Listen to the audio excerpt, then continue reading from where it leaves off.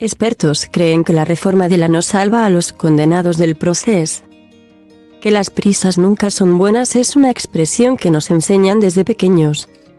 Ahora, con la reforma express del Código Penal que se está viviendo estas semanas, es muy probable que tengamos que volver a utilizarla.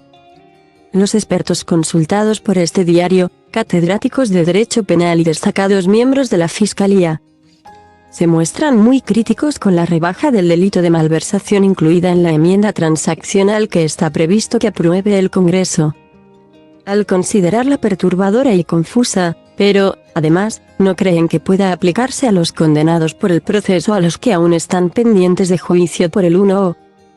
Ambos coinciden en explicar que el delito de malversación para castigar el desvío de dinero público a otros fines públicos era un delito previsto en el último Código Penal del franquismo, el de 1973. Se retiró en el Código Socialista del 95, al entender que, aunque solo preveía multas y suspensión, era un castigo excesivo para el director del colegio que el dinero destinado a comprar sillas lo destinaba a arreglar el techo. Se decidió que ese tipo de conductas fueran castigadas por el Tribunal de Cuentas, no penalmente, sino como responsabilidad contable. No habría habido condena en la reforma del PP de 2015. Lo que se hizo fue una nueva estructura por la que se equiparaban los delitos de administración desleal y apropiación indebida y se castigaban como malversación. Pero el destinar dinero público a otros fines públicos siguió sin castigarse. Es decir, que si el Supremo hubiera entendido que eso es lo que ocurrió en el proceso, no les habría condenado por malversación. Les habría absuelto, según concluyen dos de los consultados. El tercero prefiere centrarse solo en las penas y sostiene que la reforma sí afectaría a los condenados por el 1O. Tanto si se entiende que la sustracción fue a fines privados como si se entiende que se dio a los fondos públicos una aplicación pública diferente. Porque en ambos casos se bajan las penas, sobre todo, la de inhabilitación.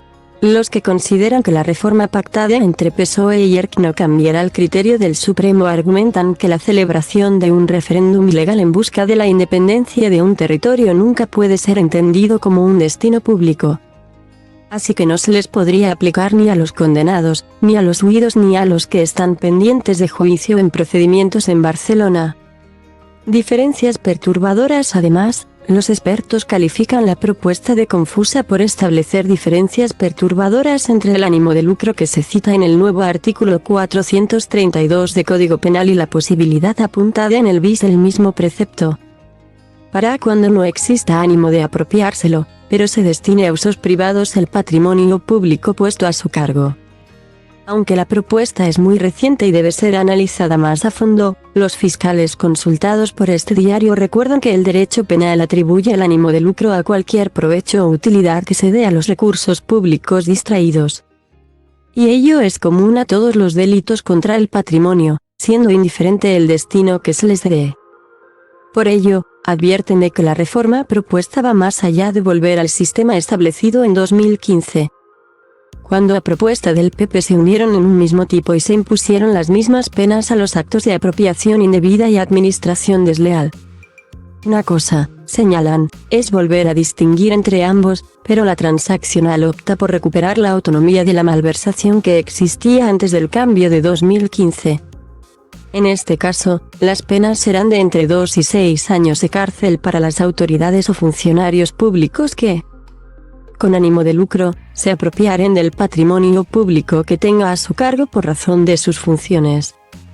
La pena puede elevarse si se dan ciertas circunstancias agravantes, como de la cuantía de lo malversado.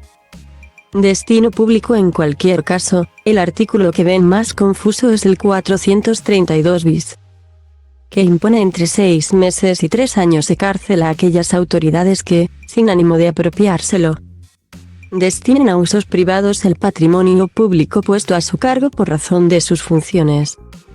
Los expertos explican qué es la llamada malversación de uso, prevista para, por ejemplo, el chofer que utiliza el coche oficial para llevar de viaje a su familia. En cualquier caso, la reforma añade que en caso de no reintegrar en 10 días lo utilizado ilegalmente se aplicarán las penas del artículo anterior que prevén hasta los 8 años en los casos más graves. Según otras fuentes, el nuevo tipo privilegiado de malversación, que castiga las más graves conductas de corrupción.